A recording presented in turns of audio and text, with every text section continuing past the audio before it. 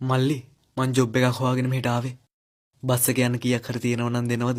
අඩේ අපි ගාව නෑ බං. අනේ මං බොරුවක් නෙමෙයි කියන්නේ. තේරුම් ගන්න. නෑ කිව්වනේ බලන්න යන්න. ඒ මල්ලි මොකක්ද සීන් එක? අයියා මං ජොබ් එකක් හොයාගෙන මෙහෙට ආවේ. ගෙදරට යන්න සල්ලි කීයක් හරි තියෙනව නම් දෙන්නකෝ අයියා. තැන්ක් යූ අයියා. මල්ලි කොයිද ගම? මං කුරුණෑගල අයියා.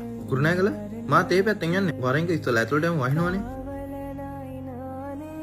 අඩේ මාත් කුරුණෑගල. මගේ වාහනේ මං ඒ පැත්තෙන් යන්නේ. ඔයාට ඕන නම් මගෙත් එක්ක වාහනේ යන්න පුළුවන්. හරි. එහෙනම් මට මේ සල්ලි එපා. මාව කුරුණෑගල හරියෙන් දානවද? හරි මල්ලි. දැස බලපු ගම වාහනේට යමු.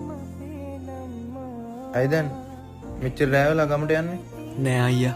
යාළුවෙක්ගේ ෆෝන් එකෙන් මං උදේ ගෙදරට කෝල් ගත්තා. ඒ වෙලේ නංගි කිව්වේ අම්මට හොඳටම සනීප නෑ කියලා. ආයෙ දැන් ටිකකට කලින් කෝල් කරාම අපේ නංගි කියනවා අම්ම ඒ වෙලේ නිදාගත්ත පාර තාම හැරුන්නේ නෑලු.